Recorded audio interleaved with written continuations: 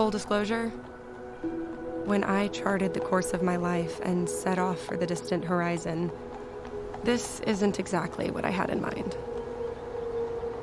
Aristotle had this idea that man is teleological.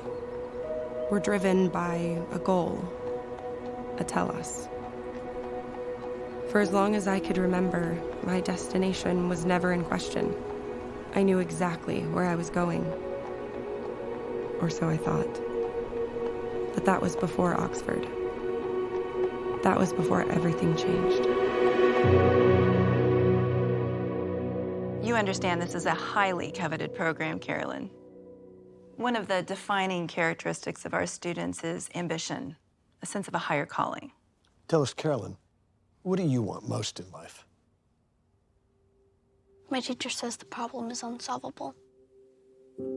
Well, clearly she doesn't know who she's dealing with. But what if I can't do it? I don't know any other kid that read the Iliad at 7. 6. The Odyssey at 7. You've been given a gift, kiddo.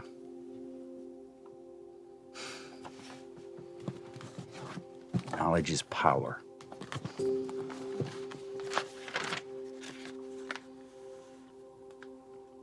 Mark it out.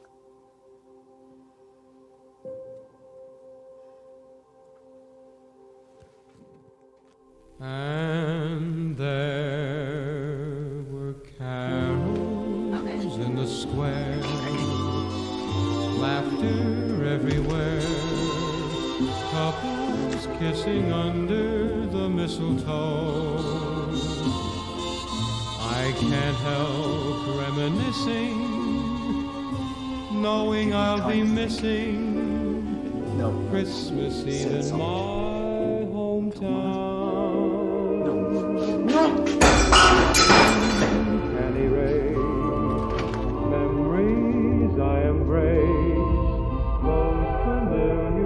In one moment, my entire world imploded. The father I knew, the man I trusted with my life, was an elaborate work of fiction. Local businessman Charles Drake was arraigned today on multiple felony charges. While Mom prayed the rosary, I moved on from childish things. There was no mystical intervention, only knowledge. Can you think of a time when you wanted to click your ruby slippers and go home? The slippers are silver, not ruby. There's silver in the book, ruby in the movie. Doesn't matter what color they are. Unless, like the movie, you want to ignore the obvious political allegory at the heart of the novel. It's clearly a debate for the gold standard, hence the silver slippers. It's a fable. Fantasy. About politics in the early 20th century. That's enough. Thank you. But we're talking about the book. So if you asked me about my higher calling, what I wanted most in life, I could say with full confidence, a doctorate.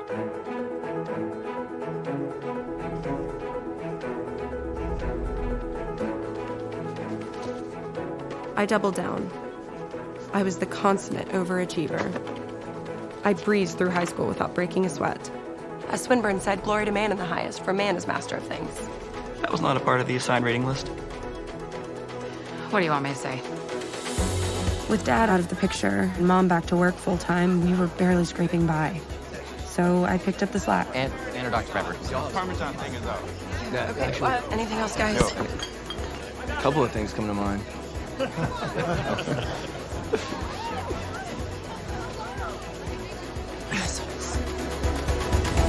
College came in the form of a full undergraduate scholarship, so long as I maintained straight A's in all courses every year for 4 years.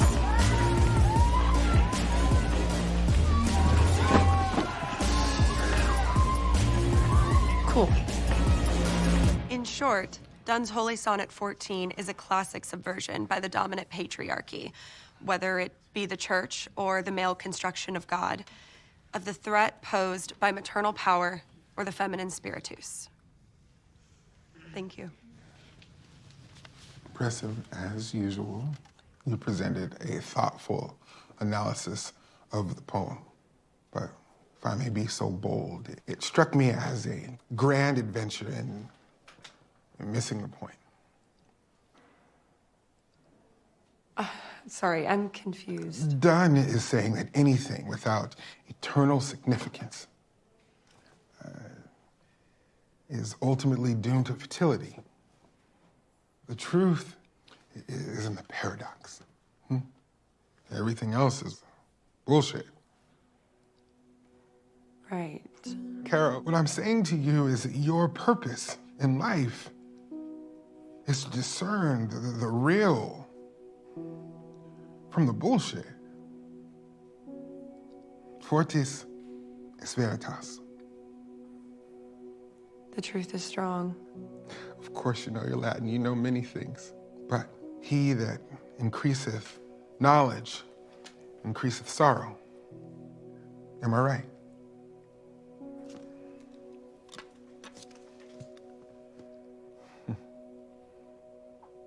The truth indeed is strong, Carol. And you will know when you are properly ravished by it. As our friend Mr. Dunn so eloquently put it. Never be as sharp as you two kids, but when I stand on I see order, not chaos.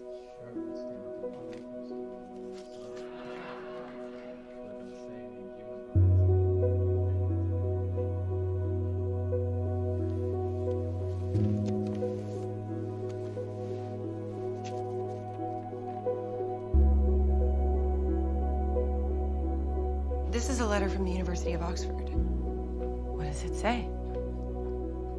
It says I want a scholarship. When did you apply for a scholarship? It was Dr. DeVoe's idea, but I thought it was a long shot. Emeritus scholarship awarded on the basis of outstanding academic merit? I need to think. A full ride to Oxford? What is there to think about? I'm just in shock. You have every right to be in shock. This is big. I'm so proud of you. It took me about 5 seconds to decide.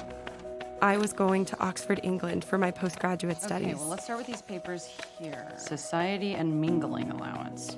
What does mingling entail? I was on track to get my master's degree in English literature, but it was up to me to decide what period I wanted to focus on. I landed on the Romantic writers, known for their poetic feeling and longing for the infinite. The University of Oxford is not one college. It's made up of 38 self-governing colleges and 6 private halls. I was assigned to Tyrian College, which is roughly 400 years older than America. The school year is divided into 3 terms: Michaelmas, Hilary, and Trinity.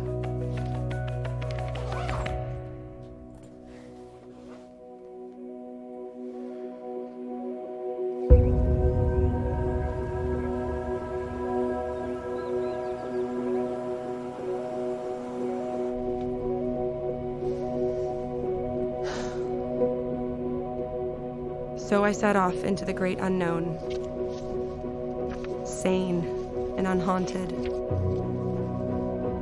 and driven by a singular desire.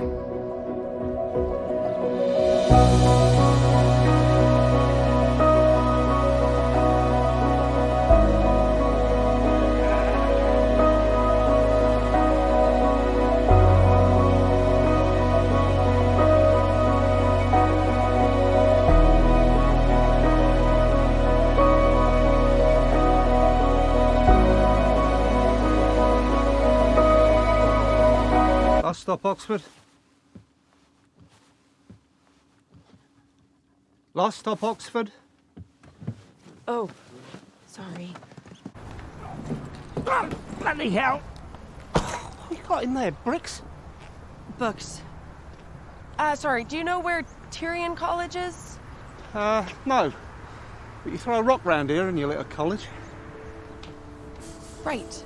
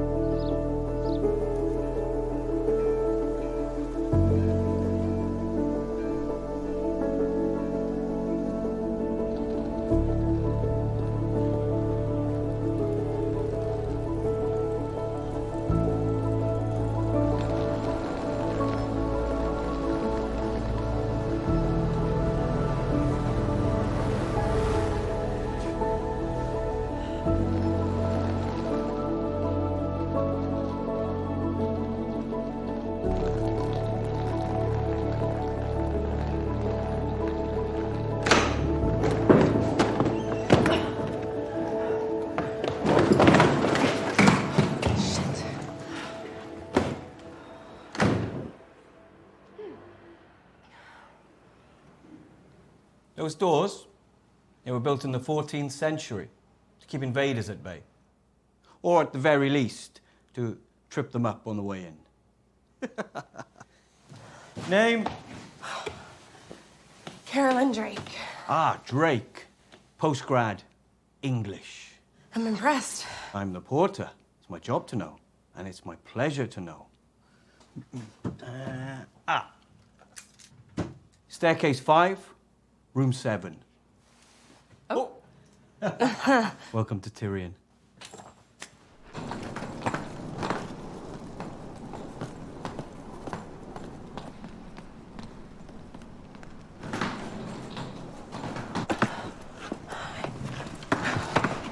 Staircase 7, room 5. No, staircase 5, room 7.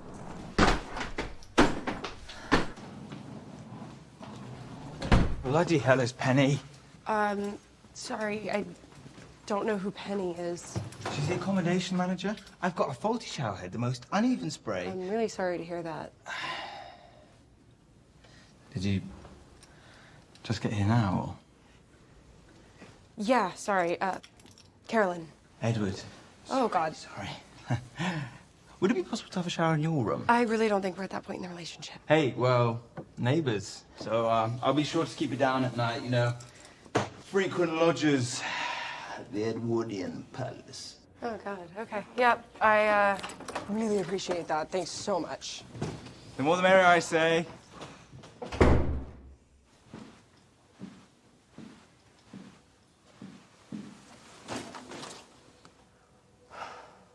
Lovely.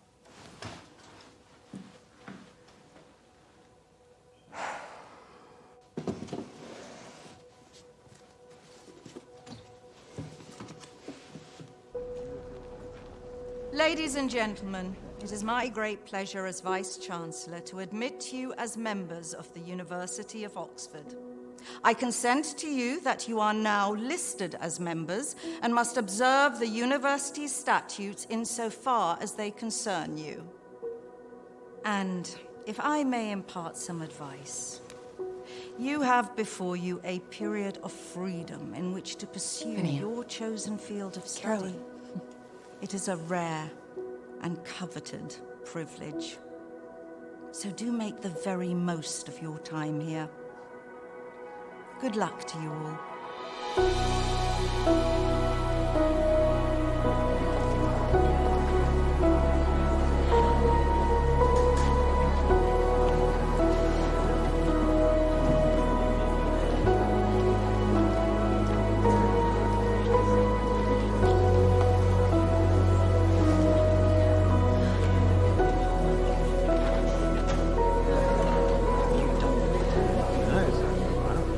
First time in the UK? What gave it away? The stars in your eyes. I'm Hannah. Carolyn, Caro. You can come a little closer. I'm not going to bite, love. Oh, but I might.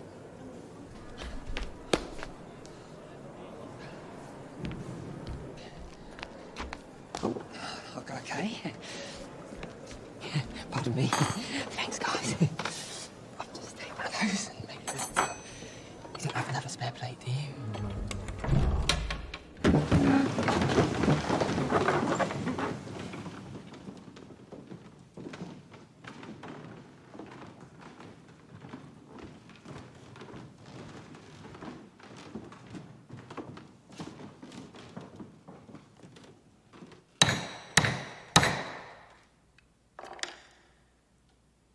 Benedicte Deus, qui pasces nos a uvientute nostra, et prebus cibum omne carne, repli gaudio Regina et Knight, letitia corda first nostra, female provost of per Tyrion. Christum Only took Dominum several nostrum, centuries. Qui tecum et spiritus sanctus sit omnes honors, laus et imperium in saecula saeculorum. Amen. Amen. Amen. Amen.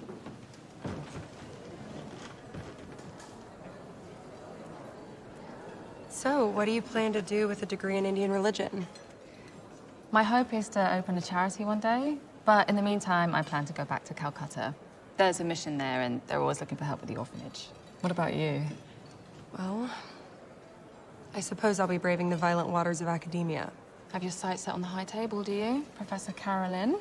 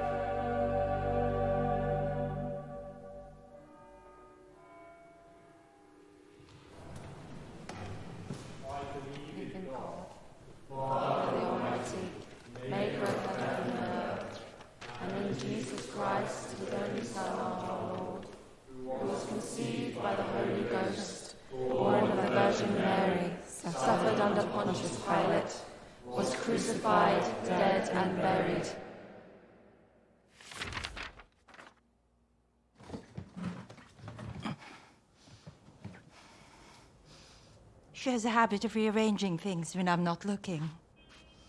Been doing it for years, the saucy minx. Who? Amelia Cantor. And the delicate equilibrium is restored. Take a seat. Take a seat!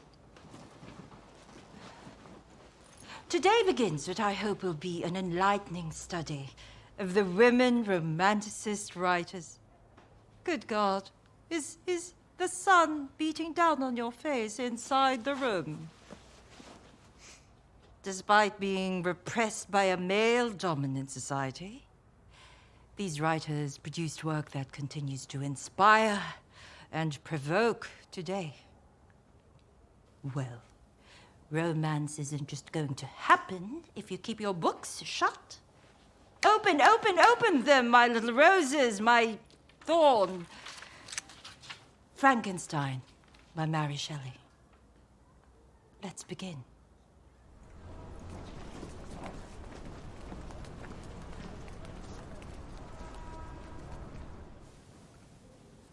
Professor Rutledge is infamously superstitious. Bit of a spiritualist, I've heard. Who is Amelia Cantor, anyway? She was a student here in the 40s. In the what? In the 40s. No. We have a strict no-ink policy. The books must be protected at all costs. If you must use ink, you must use the ink station. I am assuming that since you've been accepted into this hallowed place of learning, you have managed to master the basic principles of reading and writing.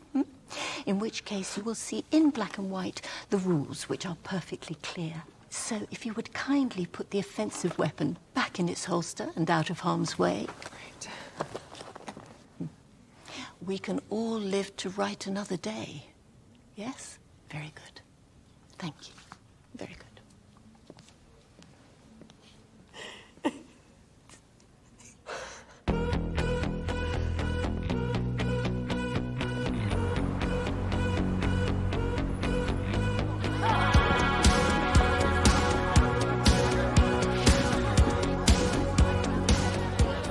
Are you gonna read that all night?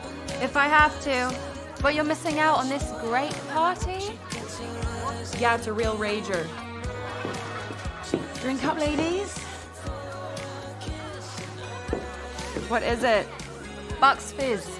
Looks like you're in. I think it's about time Dr. Drake loosened up. I second that notion. Just one drink. Cheers, ladies. I guess I do understand, actually, why it's so important, because those books are priceless. Mm-hmm. And what if one of them got damaged, you know? What happens then? And McGrath was a compromise, and there's just a... Oh, my God. Oh my God, how long have I been talking? A good while now. Oh, your friends, they signaled to you before they left. Signaled. Yeah, they went, like that. Oh God, I gotta go. Where's my bag? Your bag Where's my is bag? right here. Then that's my. Whoa! No. Okay. Shit. It's fine. It's fine. Okay. I got it. It's fine. I think we can leave that. That's fine. It's fine. I should walk you back, right? I'm fine. Are you sure? I'm gonna get my coat. Okay. Your mom, have you talked to her since you got here? What do you know about my mom? Quite a bit, actually. You were going on and on and on and on. Okay, stupid buck fuzz. Oh, I don't have the international phone plan. You don't have the international phone plan? Yeah. You have the computer, though. You could probably use that, right? It's old. How old? It's like this thick. That's pretty old. Yeah, I'm not particularly tech savvy. Books are my thing. Yeah, mine too. I could help you out with your computer if you like. I don't need your help. Okay, it's optional. So, this is you. I'm not inviting you into my room. Okay, I guess I'll see you at breakfast. I'll see you at lunch. Who are you anyway? TDH. TD what? TDH. Tall, dark, and handsome. You left out annoying. Yes, you seem very annoyed at being lost in his eyes.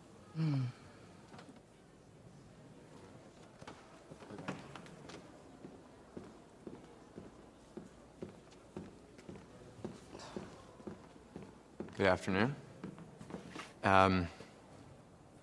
You're Hannah. Yes? And Linnea, right? Yes.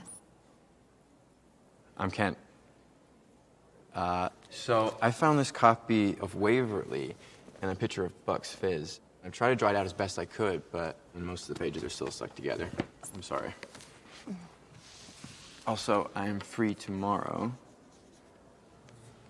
For your computer? Right. No, that's, I'm fine. No, that's all right. I got time. Say 11? I'd need to check my schedule. He's free. She would love to. Okay, great. I'll see you, Chapel Quad, 11 a.m. Oh, and it was nice to see you guys again. Bye. See ya. What is that? His room. Oh, for the love of God, can somebody just please hand me an aspirin? So that's how it ended on political science. So strange to think it's my last year.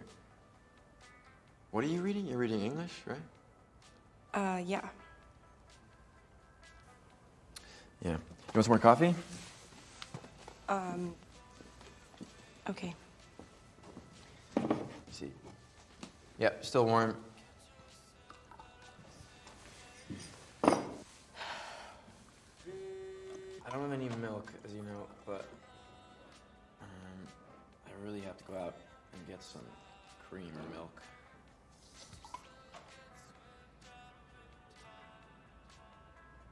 I mean, it's pretty good. I don't have a fridge, so it's... Oh, are you going somewhere?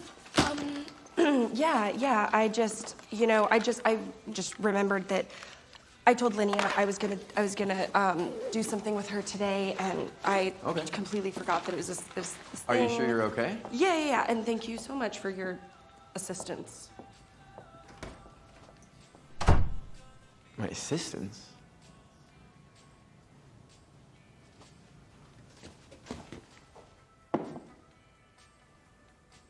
Oh, holy shit.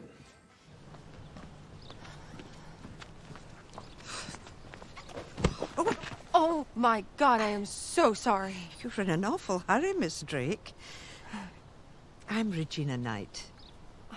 Yes, I mean, I know. I'm so very happy to have you here at Tyrion. Perhaps we can talk more at length sometime. That would be great. Until then.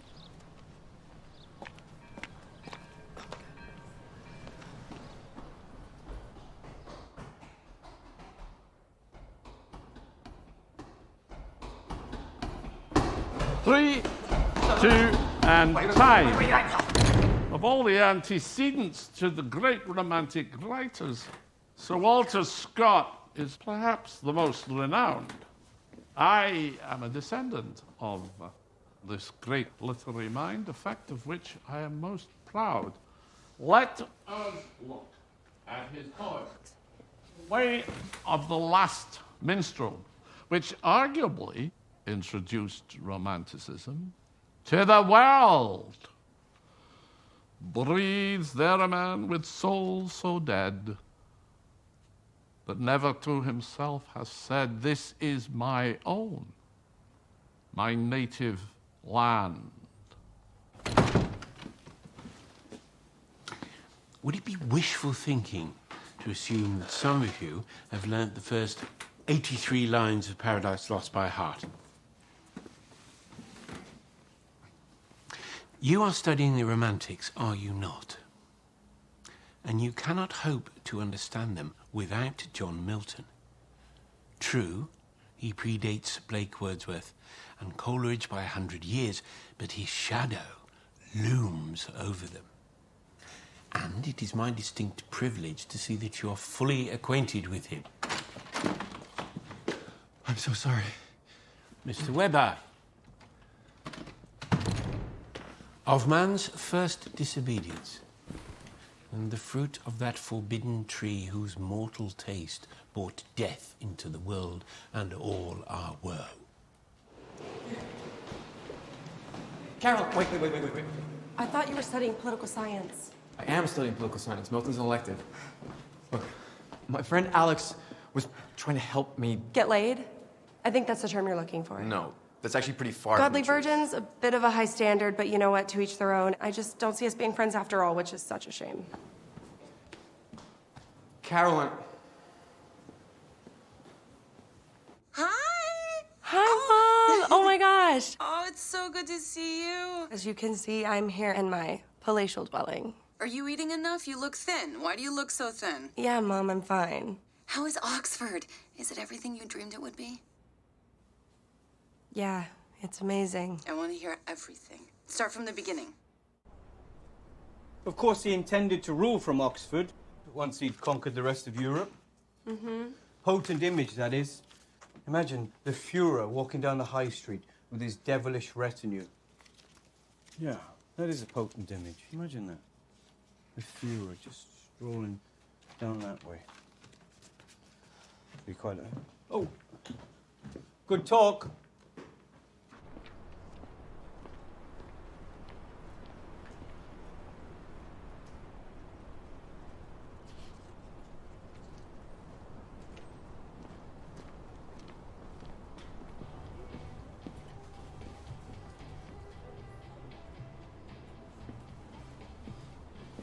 Wow.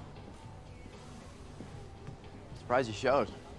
Chalk it up to morbid curiosity. I'll take it. I just ordered another pint. Would you like to order one? Yes, thanks. Or you can have mine. I was about to suggest. I feel like I owe you an explanation. You don't owe me anything. We barely know each other. No, but you think that I'm on some mission to bed godly virgins. So if you don't mind, I'd like to clarify. Okay.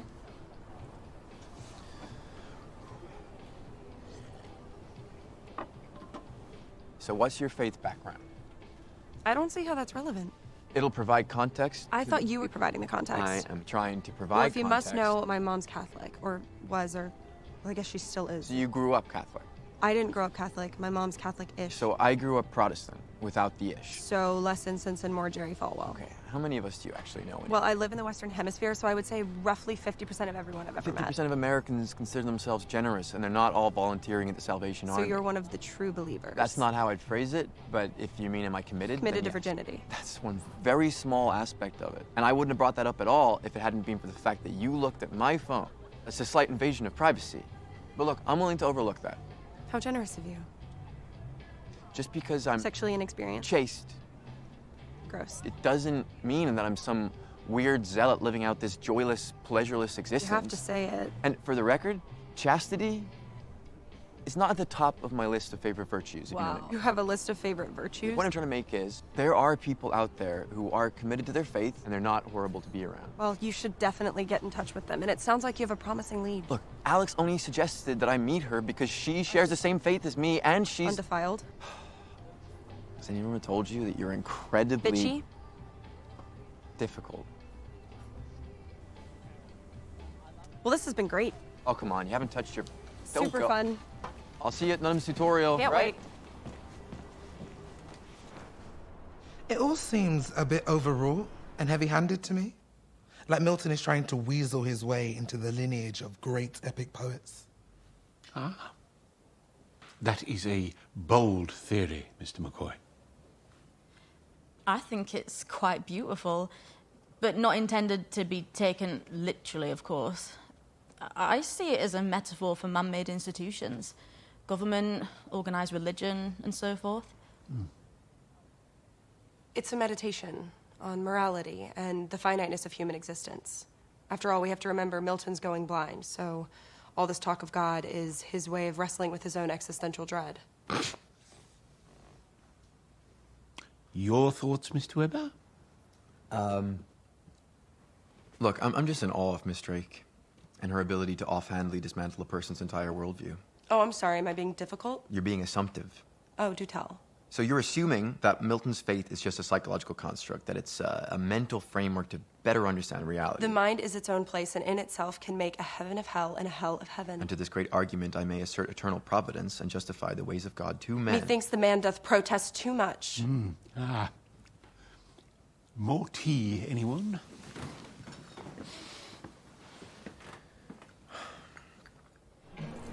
How does someone who believes in talking snakes get into Oxford? You realize I'm religious. Okay, well, you're different. He's smug. I'm allergic to smug. Say first, for heaven hides nothing from thy view. Oh, if I'm being honest, I really struggle with William Blake. How could I have been so wrong about him? Blake? Kent. I've got to wash my hair. Oh, fun fact. India invented shampoo. Comes from the Sanskrit word shampoo, which means to massage. One was straight, lords of the world besides. Every harlot was a virgin once. Well, what's the problem with being a virgin anyway? Nothing. Unless you are one. You poor creature. The point is, we're different and we're still friends. Who says I want to be his friend and try Songs of Experience? What? By Blake. It has some of his more accessible work. Speaking of devout virgins, have a sudden urge to go to confession. Father Michael. I'd like to visit his parish on the cover of Night. Lydia. Nobody's safe from you. He's so dreamy. The Christmas I remember, how everything was warm. The winter chill on Compliments of the season, you miserable reprobate.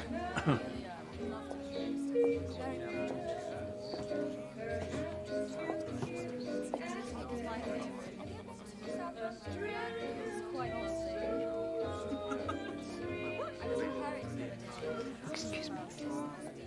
Hello, my dear. Hi. You look lovely. Let me pour you a sherry. Thank you. 'Tis the season to be jolly. What do you know about our guest of honor? Oh, Dr. Sterling. Just that he's a highly respected scientist. I'm sure the conversation will prove to be enlightening for all of us. Cheers. Cheers. Can I borrow you for a moment? Of course. Excuse me.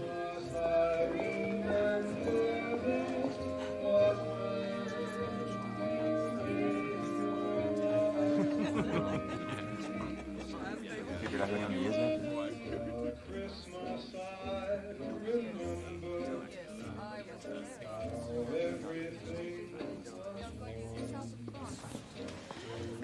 What are you doing here? I was invited When? a few days ago. By the way, you look... Stop. For the record, I'm not the perfect picture of chastity. You really have a way with words. It's more of a well-intentioned attempt than a reality, if I'm being totally honest. And if you keep showing up looking like that, it's not gonna get any easier.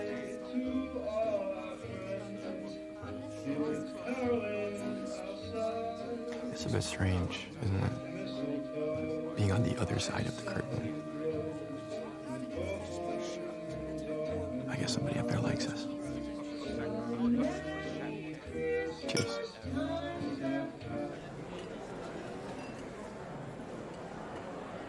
The dimension of time continues to confound us. It slips through our hands. Dr. Sterling, I'm curious. Do you believe in a higher consciousness? Something outside and above the created world? Oh, for God's sake, Terence. Precisely, Margot. Everything that I've witnessed in the natural world seems to operate on a desire to attain equilibrium. What rises falls, what freezes thaws, what heats cools.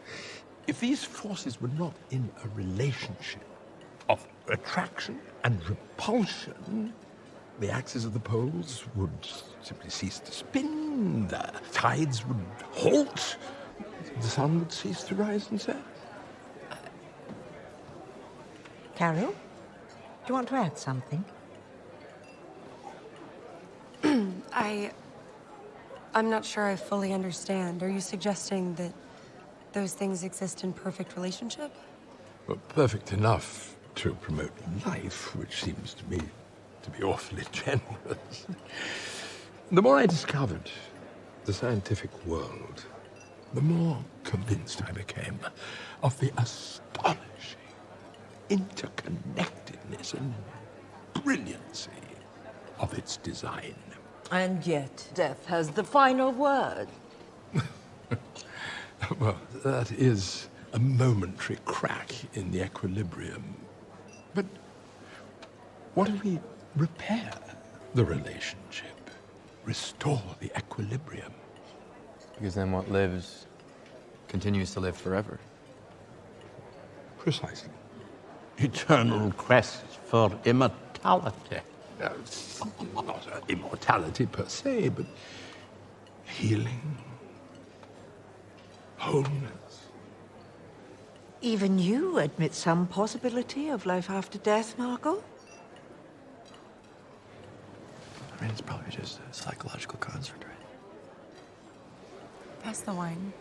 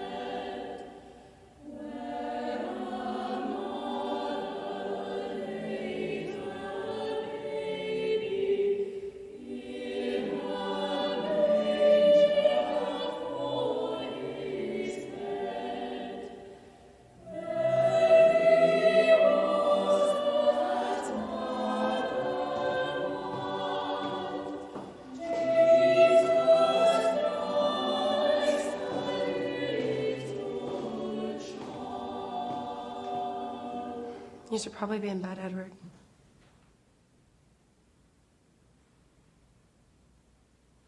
It's not good for a man to be alone. Well, I don't think you have a choice tonight.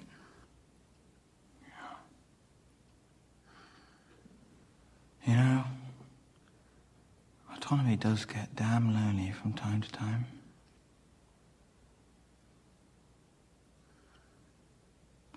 Happy Christmas, Karen. Happy Christmas, Edward.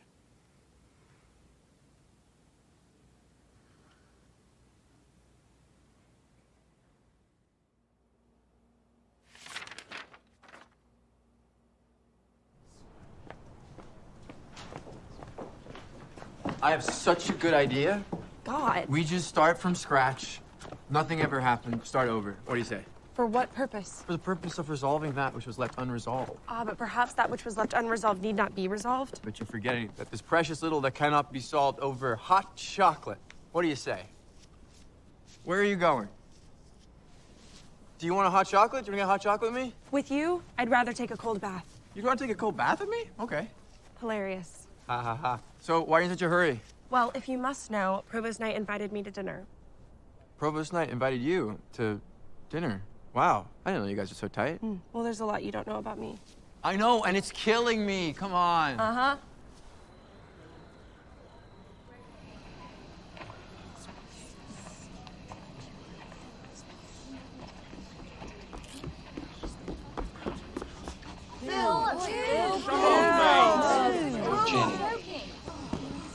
Jenny, you've got to understand. I believe that God made me for a purpose.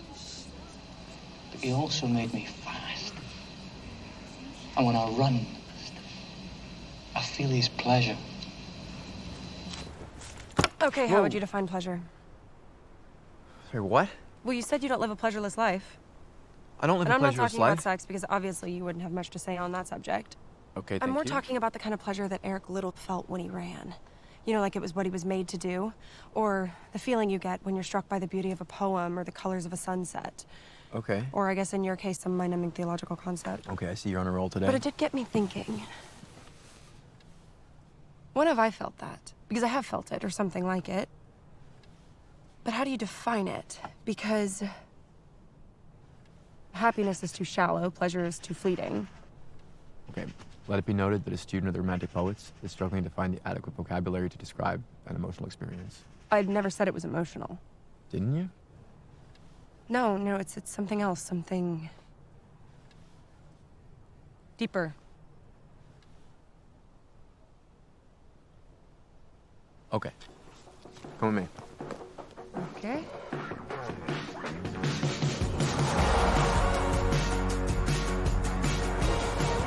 I would agree that happiness is too shallow a word, and pleasure is gross, right? So if I can humbly suggest an alternative. Surprised by joy. You stole that from Wordsworth. Well, then you're in good company. I've only ever associated Lewis with his children's literature. Well, he was a fellow at Magdalen, and he was the chair of Renaissance and Medieval Studies at Cambridge. This is the closest thing we have to an autobiography by him. I'll consider it. You'll consider it? Yeah. You're not gonna... You were the one who came to me on a quest for pleasure.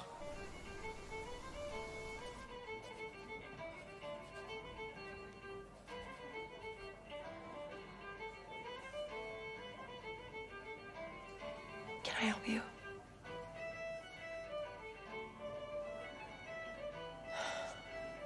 Fine, if you insist.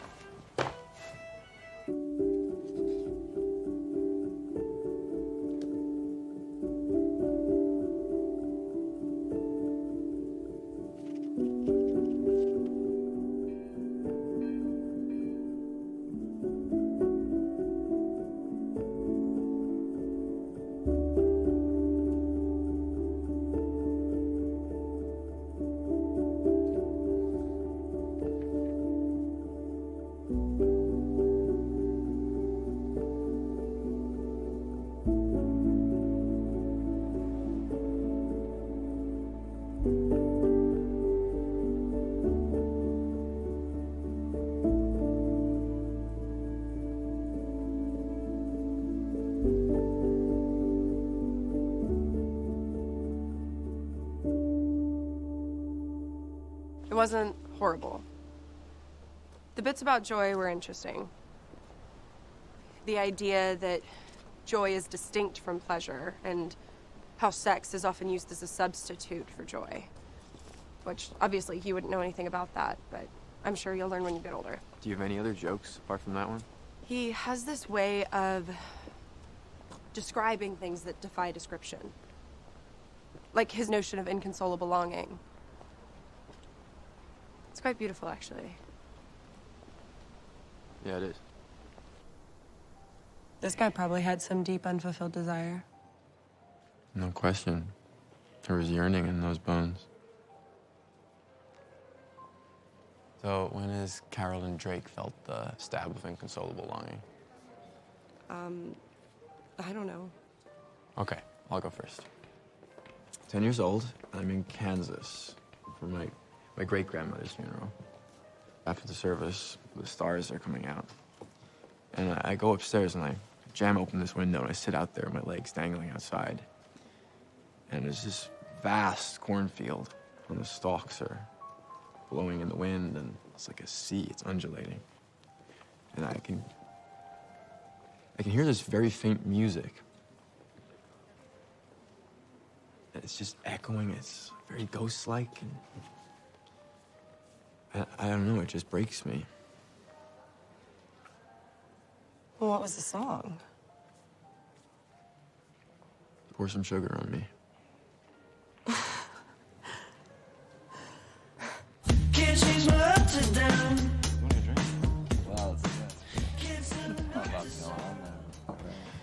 You're not wearing your collar. Sometimes I like to go undercover. Do you? Yeah, our Lord didn't walk around in priestly vestments after all. Father, guess join me in the blessing the Irish? That'd be grand. Thank you, Edward. Have I said the wrong thing?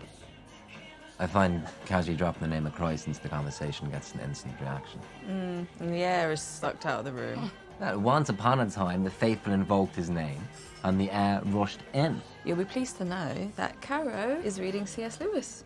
Ah, take heed. Some things once read cannot be unread. Yeah, well, he's proving to be quite the distraction. Indeed, that's it. Oh, tell me we've ventured out of the treacherous territory of politics and religion. Come now, Sir Edward. Tell us where you stand on the Son of Man. I stand on the side of a good pint. Cheers. Eat, drink, and be merry, for tomorrow we die. Good enough for me. All well and good, unless tomorrow we rise. Ah, like zombies. Like real men, fully and splendidly alive, as your new acquaintance Mr. Lewis puts it.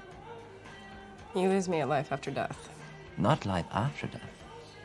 Life abundant. Now and into eternity. I think we all have very different ideas on what constitutes an abundant life. Come around later, I'll share a few of my ideas, love. A spiritual experience, I'm sure, Edward. Think so?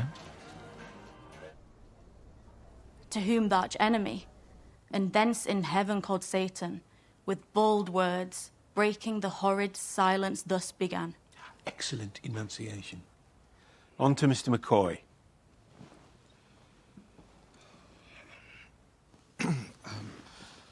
If you must know, sir, I've fallen behind a bit. A lot, actually. You have a very high opinion of yourself, don't you, Mr. McCoy? Well, Are you perhaps familiar with Pope, the 18th century English poet? I know him. That's lovely, Miss Duncan, but I was talking to Mr. McCoy. Once upon a time, Pope sent a gift to the Prince of Wales at his house in Kew, a dog. He wrote a short epigram for the dog's collar. Do you know it?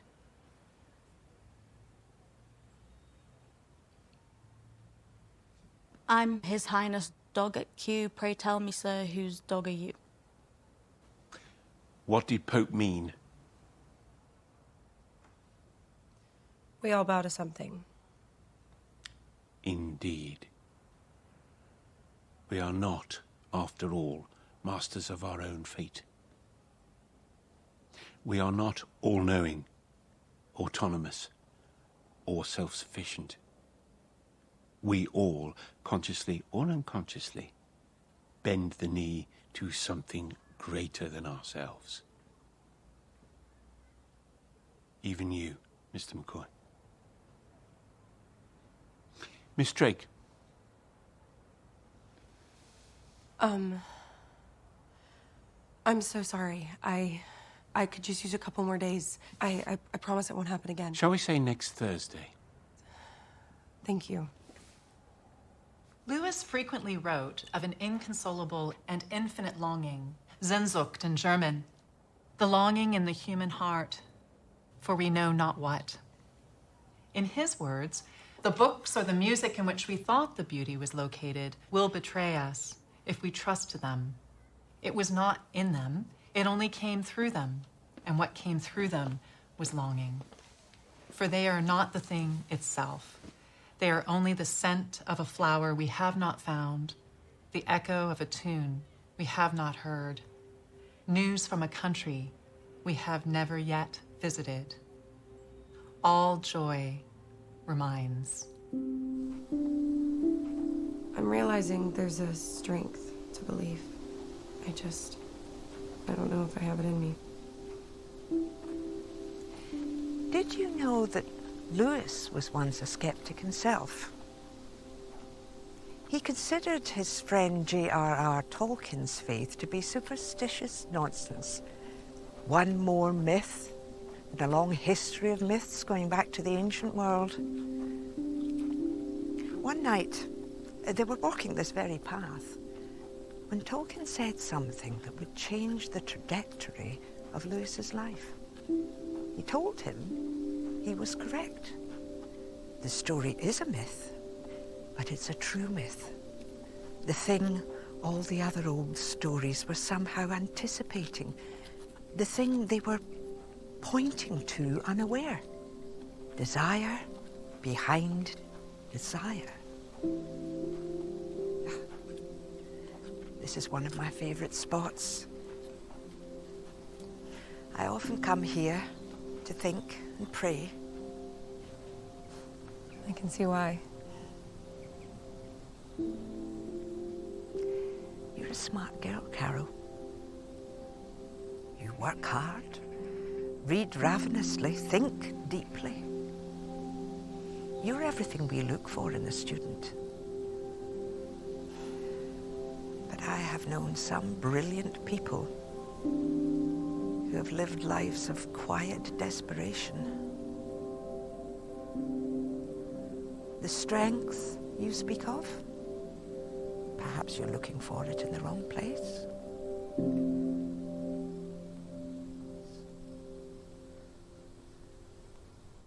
So, about the stab of inconsolable longing. I was 8 years old. My father was gone. And I was confused and angry, and books were an escape. I remember exactly where I was sitting in the corner of my room when I opened this big volume of poetry right to Shelley's Mont Blanc. The everlasting universe of things flows through the mind and rolls its rapid waves, now dark, now glittering, now reflecting gloom. And I don't know, I remember being overwhelmed with beauty and sadness, all in the same moment.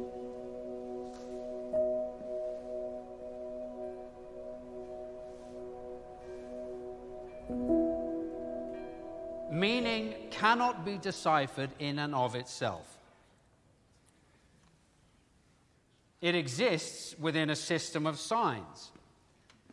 Signs which are constantly signifying other signs, but which are themselves incapable of leading us back to the source of the sign itself. Made him the authority. This is why truth can only ever be relative in nature. We can't know what we don't know. We are indeed limited by our own self-referentiality. So then why should we trust him?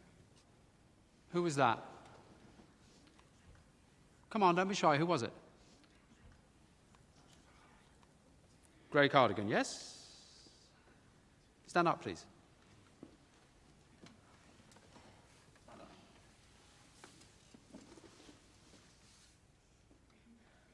Would you like to share your thoughts with the rest of the class, Miss Drake. Drake? Please.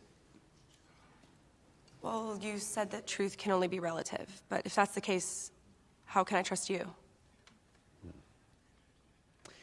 Tell me, Miss Drake, are you familiar with the Moro reflex? The Moro reflex is an infantile response to the sensation of falling. Indeed. The infant opens its arms, closes them, begins crying. What does this tell us? That babies don't like falling. It tells us that humanity feels the need to cling to something tangible in the face of distress. We are, all of us, at the mercy of a combination of instincts, drives, emotions, reflexes, flailing infants in a deterministic universe. That's actually pretty good. I should write that down. I don't see how our need to cling to something tangible in the face of distress proves that nothing is tangible. My dear Miss Drake. And maybe you're right. Maybe we are limited by our self-referentiality. And if that's the case, then your truth is as valuable as mine, and as worthless. But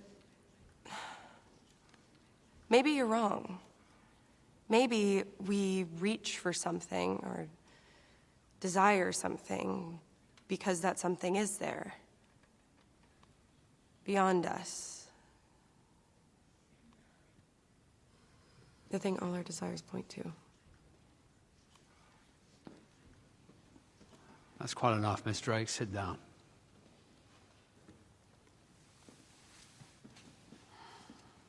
What has gotten into you?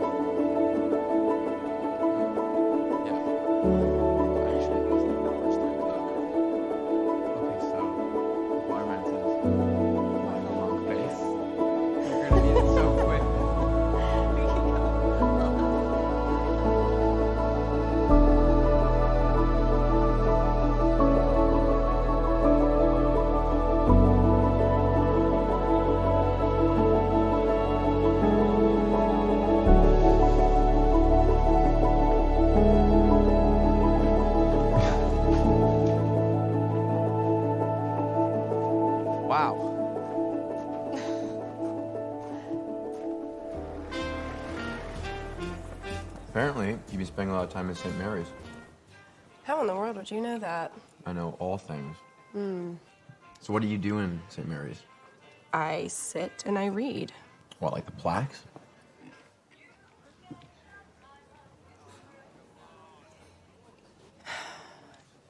What?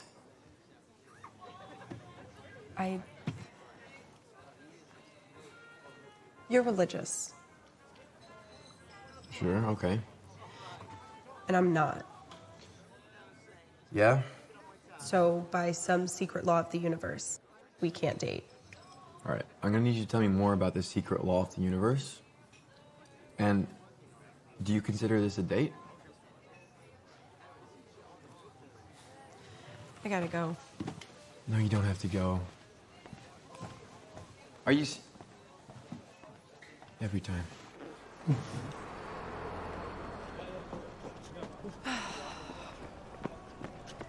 I'm sorry, what are you doing? Nothing?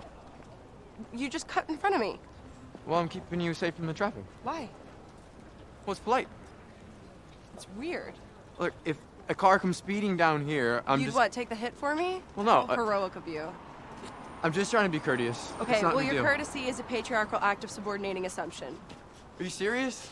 No one speaks like that, not even you. Okay, don't push it, TDH. TDH? What's a TDH? Tall disciple of holiness. Tall disciple of holiness. Yeah. Really? Mm-hmm. It's weird.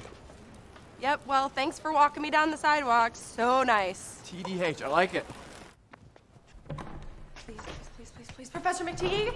Professor McTeague? Professor McTeague? Professor McTeague? Oh, damn it. I'm so sorry. Come on, I got caught in traffic. Oh, bloody hell. You're right. Your tutors say that you've fallen behind with your studies, that you seem distracted. I've seen students fall in with the wrong crowd. Soon they're partying more than studying. No, God, no, that's not it. Well, whatever it is, I encourage you to distance yourself from anything that diverts you from your original goal. If you do not meet the necessary criteria, it is possible to have the scholarship rescinded.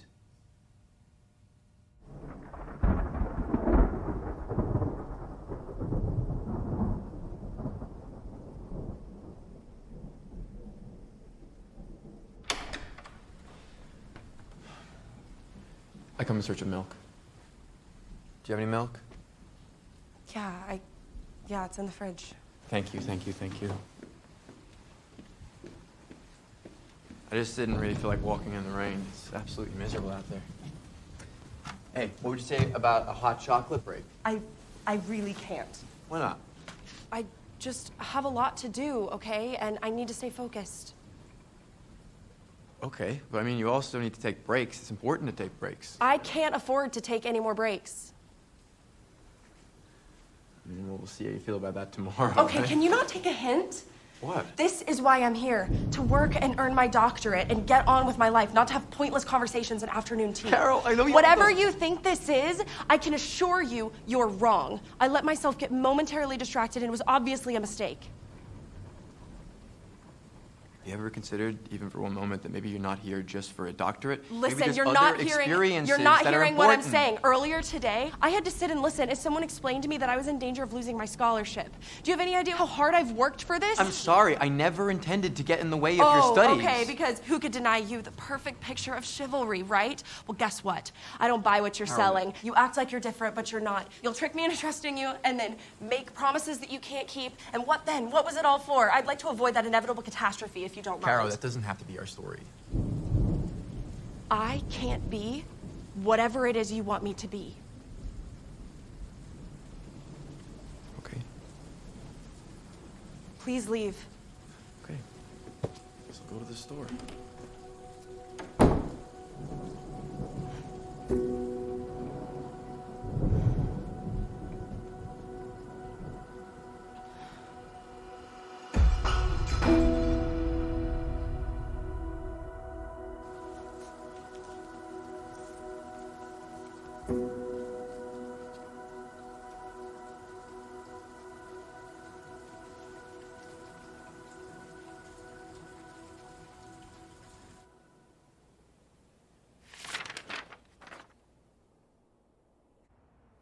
In closing, Shelley's mastery of language is a potent reminder that women are uniquely equipped to embody and articulate the depths of emotional experience.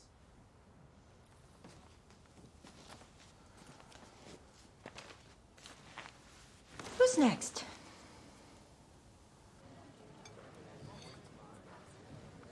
Caro? Earth to Caro. You've been in a funk for weeks. Fine. When was the last time you spoke to Kent? Hello, darling. How are we this morning? So, have we, shared the news? There is no news. Oh, come on. We can't hide the truth from these two, can we? Linear. It's nothing. We shagged. Feels good to say that. Feels really good.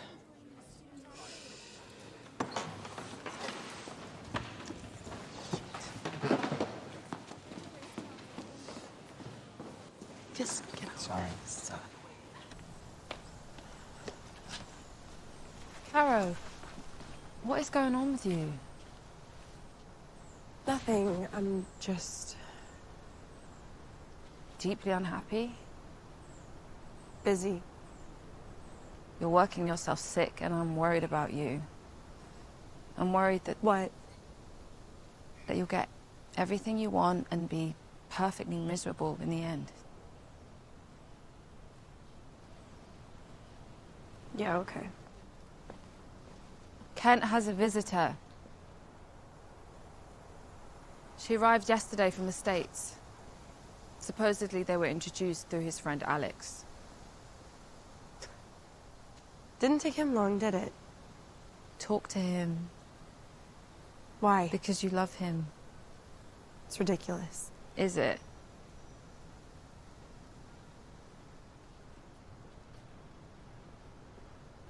I've got a lot of reading to get in. I'll catch up with you later.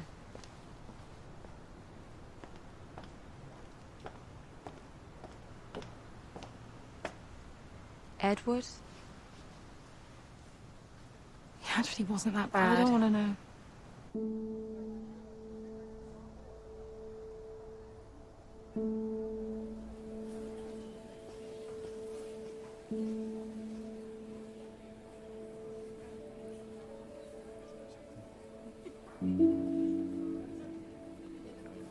I don't know. I don't. It's incredible.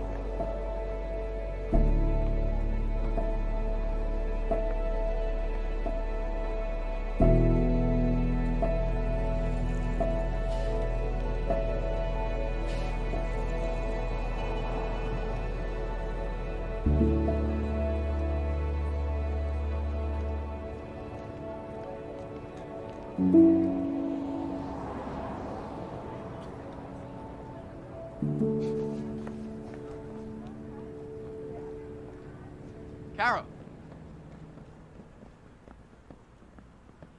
Why are you following me? Let go of me! I've been trying to let go of you. Well, clearly you're not having any trouble. What are you talking about? You were the one who pulled away from me. A choice that's looking wiser and wiser by the second. I'm sorry, why are you upset? You said that you wanted to concentrate on your doctorate. I do! I'm just marveling at how quickly you moved on to greener pastures. Well, that's not fair.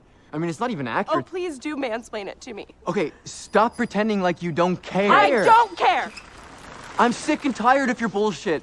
All right, you wear this brave face, but inside you're just as scared as everybody else, okay? You have no idea what you're talking about. You're afraid to let yourself be loved. Because it's a step into the unknown. And nothing scares you more in the world than the unknown. You pore over the words of dead people. You study them and you analyze them, but you don't let yourself feel those same things. I'm sorry your dad abandoned you. It doesn't mean that I would have. Don't act like you know anything about my life. You have no idea. I hate to break it to you, Caro. You don't have the market cornered to disappointment. You do not know what I've been through. No, you're right. I don't. And I know that you have every reason to be angry. You have every reason to be confused and to push everyone away. But is that what you want? Is that what you want? Do you want to be alone? Do you? You know, maybe we reach for something because that something is there.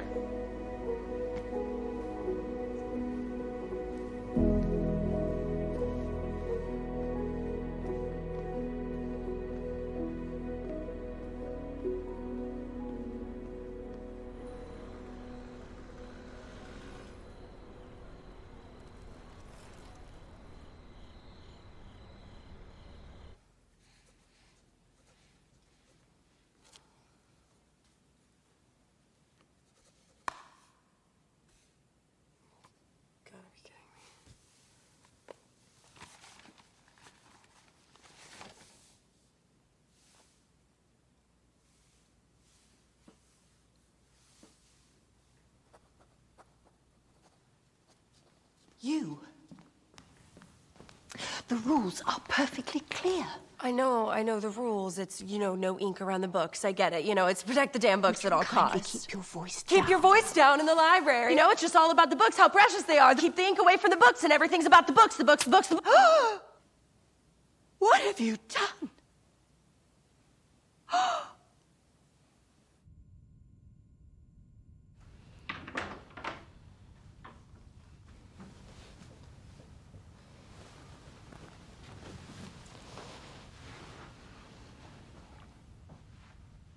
Can I have a word with her alone?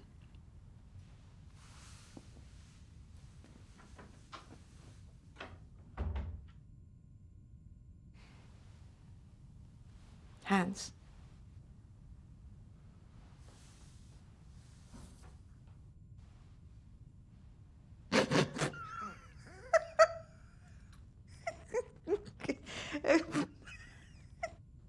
Oh, my dear girl. I'm going to my cottage in the Cotswolds for the weekend. I'd be delighted if you joined me. Unless, of course, you prefer to stay here.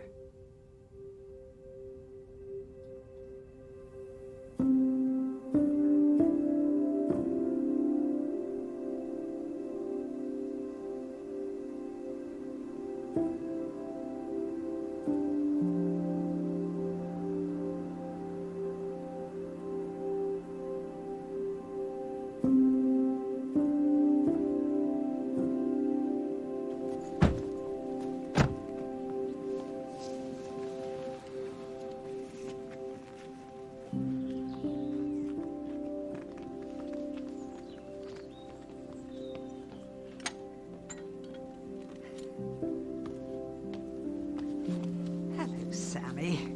You the welcoming party? Good boy.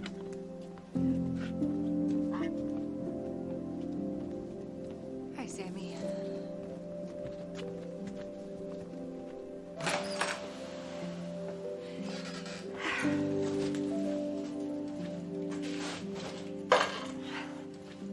Bit of housekeeping. While you're here, you must call me Regina. Oh, I don't No think- arguing. Come, I'll show you to your room.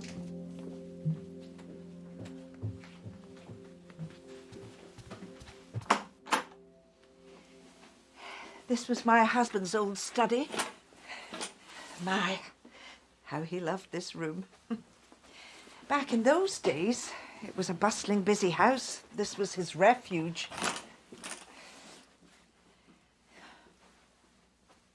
He passed away 4 years ago.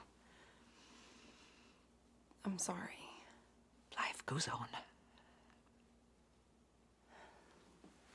About what happened. Don't. You're my guest, and you've nothing to apologize for. I'll get you some towels.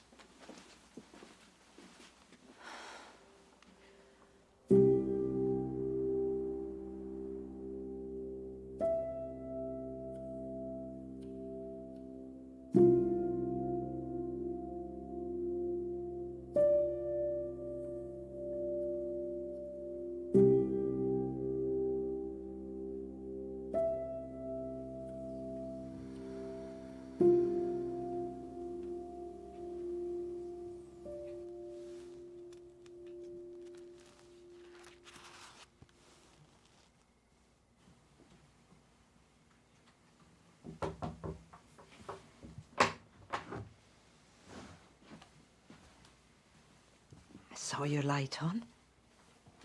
Sorry, I saw it here. Oh, it's all right.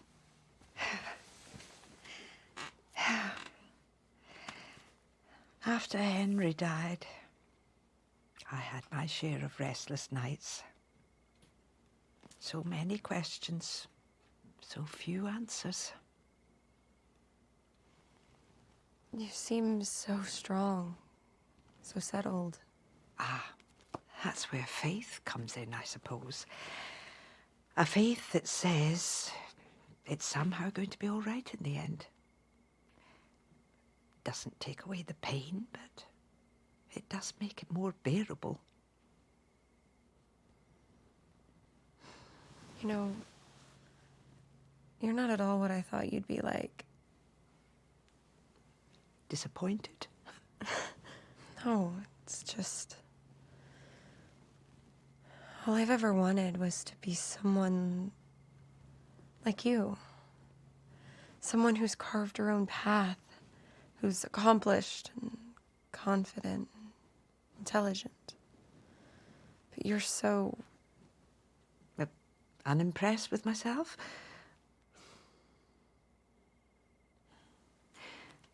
That's Kirk Manor, near where I grew up in Scotland.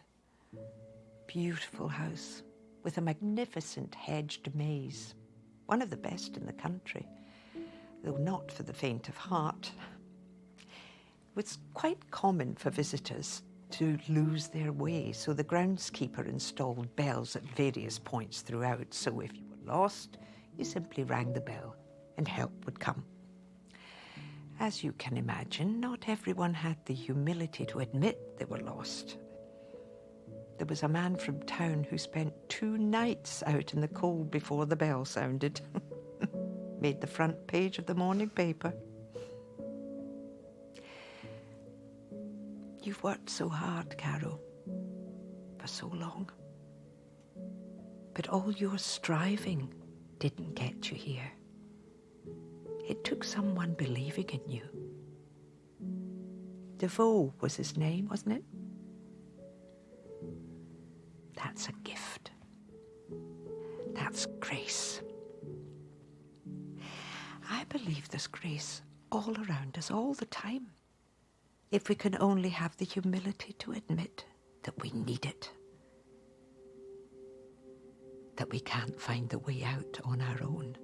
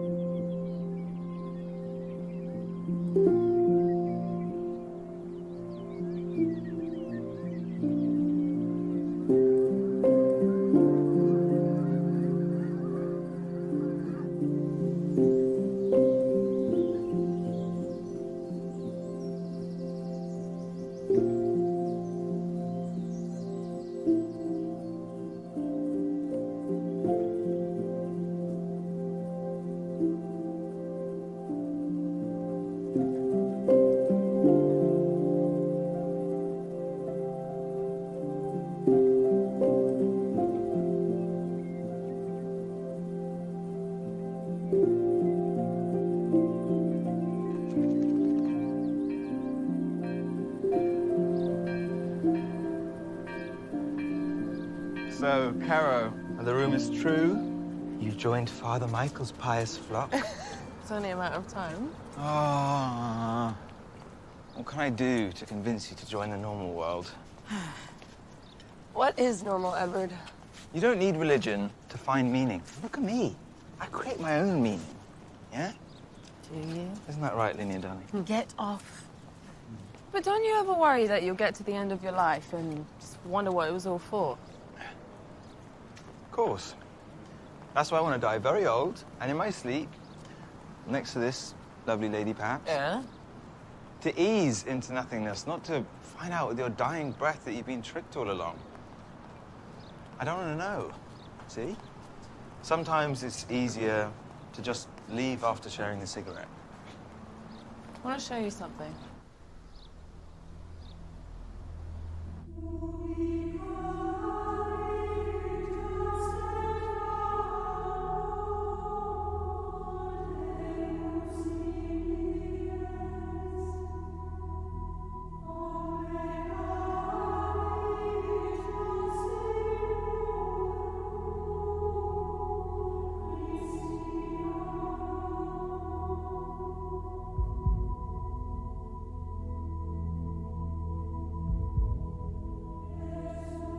William Holman Hunt, 1853.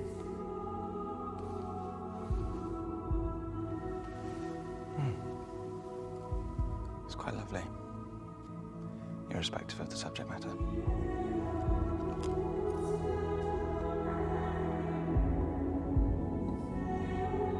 Oh, look. It's a mistake. There's no handle on the door.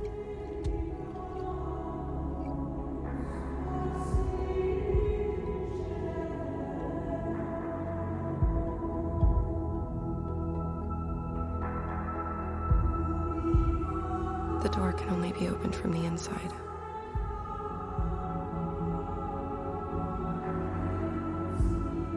Don't eat those.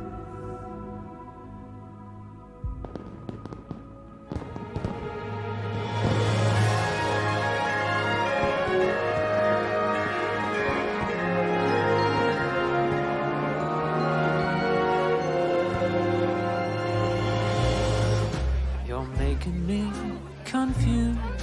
I'm puzzled and bemused. I'm fuddled. Heart's been huddled by. Begging your pardon, Professor McTee. Good God, man, where did you spring from? Look, I've been meaning to ask you about your take on Scott's The Antiquary. Personally, I consider it his most underrated work. Oh, boy, I had no idea you're so keen on Scott.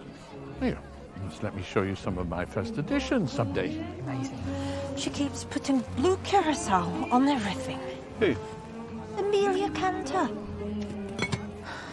To whom the arch enemy and thence in heaven called Satan, with bold words breaking, the horrid silence thus began. Well done, Mr. McCoy. You know what? I think I've changed my mind about Milton. He's actually quite a good one to give him a second read. Yes, I think he has a future.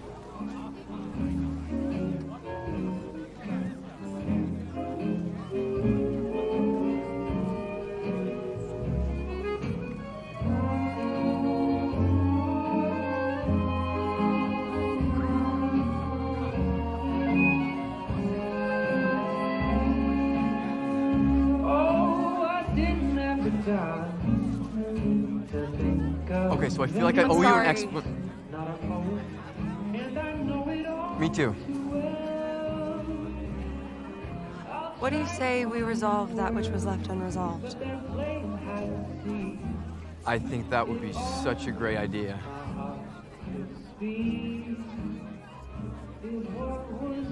Where's your perfect match? Turns out she's not my type. No? No, she was far too much of a pushover. You seem different. Well, I washed my hair. That must be it.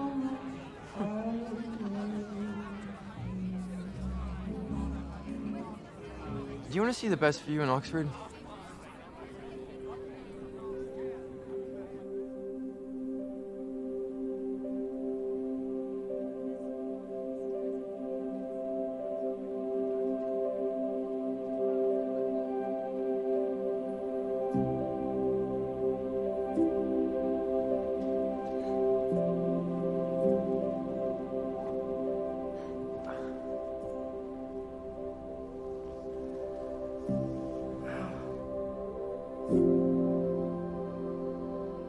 So, apparently, you were banned from the Bodleian Library.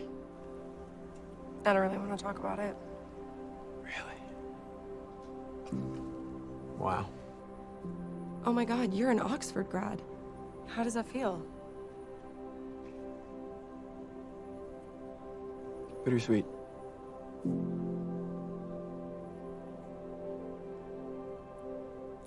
I hear Blackwell's is hiring.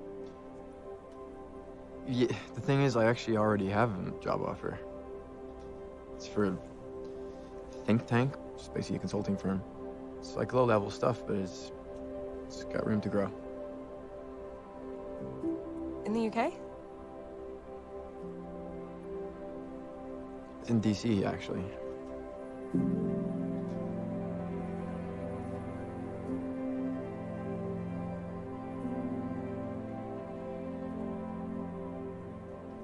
How long do you have to decide? Well, I've already accepted. I leave tonight.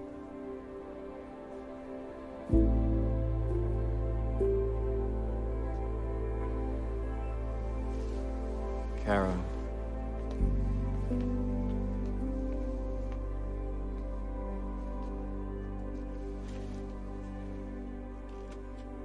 What am I to you? What are we? What do you want us to be?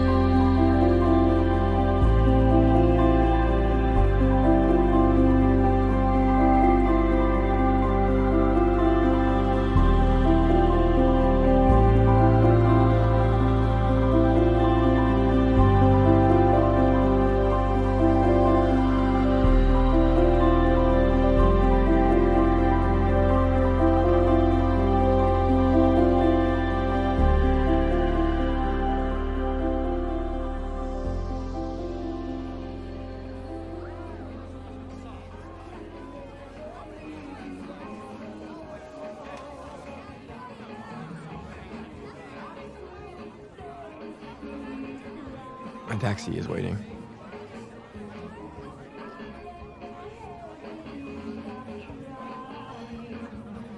So what happens now? That's the question, isn't it?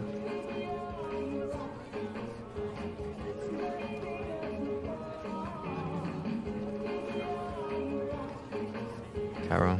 Don't say goodbye.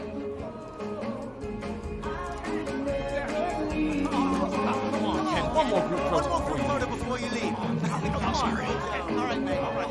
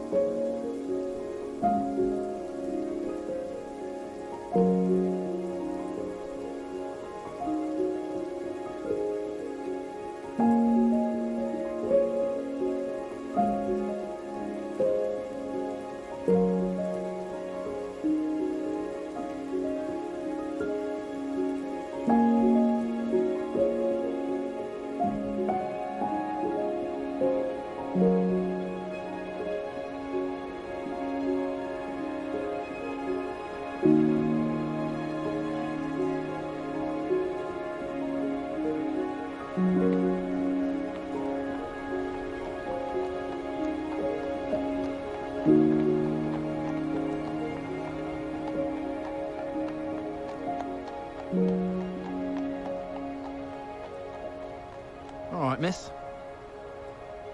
Where are you supposed to be?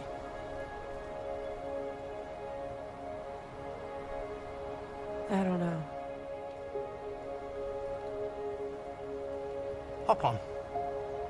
I'll give you a ride. So, remember how Aristotle said that man is teleological? Well, here's the thing. A telos isn't just a goal or a destination. It's the purpose of a thing, what it's designed to do. For all our striving and philosophizing, knowledge only gets us so far. Maybe we're made for longing, and we're restless until we're ravished by the truth.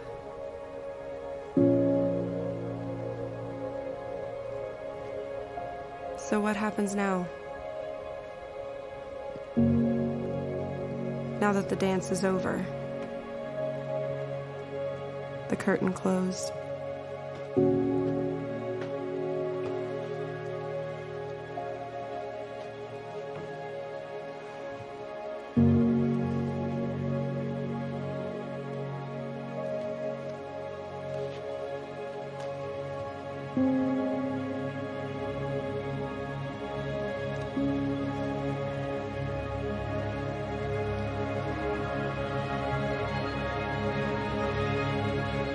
That's the question, isn't it?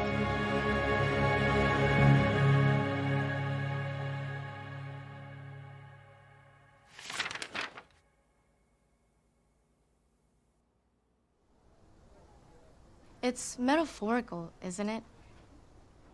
Dunn's using these religious images as a way to comment on the human striving for ideals. I think you misunderstood. The truth is in the paradox. Are we still on for Paris? Are you kidding? I wouldn't miss it. Yes, and then afterwards you'll come straight to India. Oh, the kids are adorable, Caro. I think they're ruining me. Well, you better send me some photos now that I have a real phone. Look at her, she's all grown up. Really wish you were here, Dr. Dre. Hey, can I call you guys right back? Okay, bye. Love you, bye.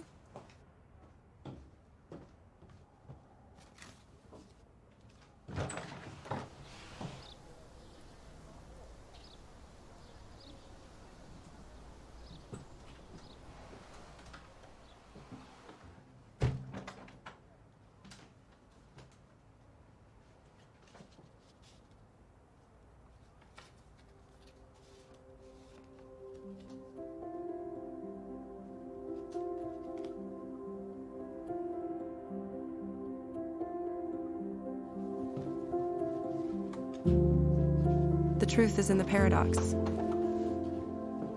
Death to life. Pain to glory. Seeds sown in winter burst forth in spring. Hope eternal. World without end.